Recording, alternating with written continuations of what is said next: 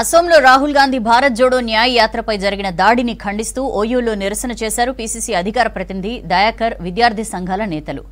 Save democracy అంటూ ప్లకార్డులు పట్టుకుని protest చేశారు. బీజేపీ, ఆర్ఎస్ఎస్ మతతత్వ శక్తులు కలిసి రాహుల్పై దాడి చేయడం సిగ్గుచేటన్నారు పీసీసీ అధికార ప్రతినిధి దయాకర్. హక్కులను, స్వేచ్ఛను బీజేపీ కాలరాస్తోందని మండిపడ్డారు.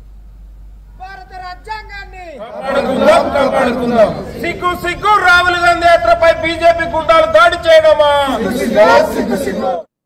రాహుల్ గాంధీ గారి భారత్ జోడో న్యాయయాత్ర పైన దాడి జరగడాన్ని ఉస్మానియా యూనివర్సిటీలోని విద్యార్థులు, నిరుద్యోగులు, విద్యార్థి సంఘాల ఆధ్వర్యంలో ఈరోజు పెద్ద ఎత్తున ఒక నిరసన కార్యక్రమం చేపట్టడం జరిగింది. దేశంలో ఉన్నటువంటి అసమానతలు కానీ, నిరుద్యోగ సమస్య మీద కానీ, కుల వ్యవస్థ మీద కానీ అనేక సమస్యల మీద మోదీ వచ్చిన తర్వాత ఫాసిస్ట్ విధానాలకు వ్యతిరేకంగా రాహుల్ గాంధీ గారు గతంలో 4000 కిలోమీటర్ల పాదయాత్ర చేసి ఒక ఆదర్శమైన ఒక స్ఫూర్తిదాయకంగా నిలిచినటువంటి సందర్భంలో మళ్ళీ ఉన్నటువంటి దేశంలో నిరుద్యోగ సమస్య మీద ఒక న్యాయయాత్ర చేస్తున్న సందర్భంలో అస్సాంలో బీజేపీ, ఆర్ఎస్ఎస్ మతతత్వ శక్తులు కలిసి బస్సు పైన రాహుల్ గాంధీ యాత్రలో ఒక దాడికి ప్రయత్నించడం చాలా సిగ్గుపడతా ఉన్నాం.